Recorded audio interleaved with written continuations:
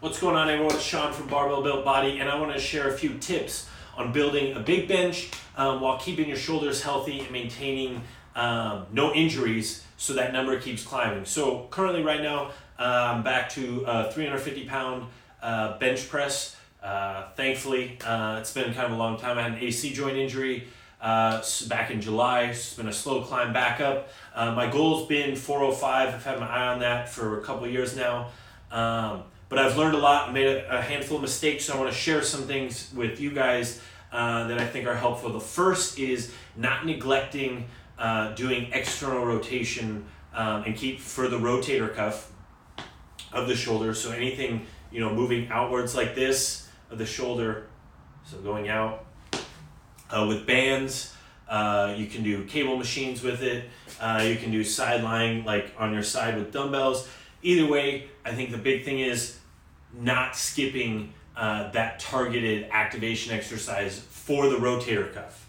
That is one thing I wish I would have stayed consistent. It wasn't that I didn't do it, it was that I didn't do it consistently enough, especially when I was benching heavier.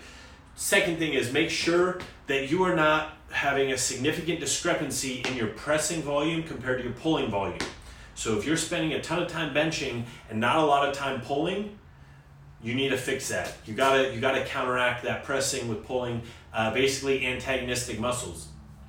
And second, that musculature is very important for benching your rhomboids, your traps, your lats, for keeping your scapulas retracted and depressed to build that base off of to press. So focusing on that, making sure your volume is pretty much equal. If not, right now I'm currently, I think I'd have to crunch the numbers again because I don't have it sitting in front of me, that I've actually gone over. I'm trying to build my back up higher than my bench press volume.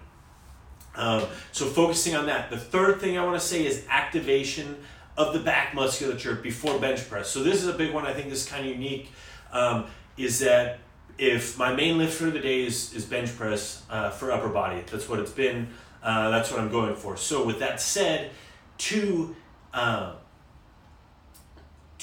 increase, or not, I wouldn't say increase the lift, to make that bench press go more smoothly, one thing I found is that I do pull-ups. Usually I do pull-ups as part of my upper body day, so I do them before. That's my first exercise when I come in. And I'm also doing those external rotation exercises in between sets, during my warm-up, after the pull-ups, and or during in between pull-up sets. So usually my workout is either a few sets of 5 with like 35 pounds backpack, or some body weight, 8 to 12 rep range pull-ups, nothing crazy, few sets. That's what I do for my assistant exercises, but instead I just throw at the front. I seem to get better, maintaining better tension in my upper back during pressing, and I feel like I can get a much better pressing position from pulling my shoulders back. So that is one thing I highly recommend trying. Just be careful, too much volume, and if depending on how heavy you're going in the bench, it can interact with that, so be cognizant of that, but it's something to play around with. It's something that has helped me, and yeah, those are the 3 tips. So don't neglect external rotation exercise of the shoulder.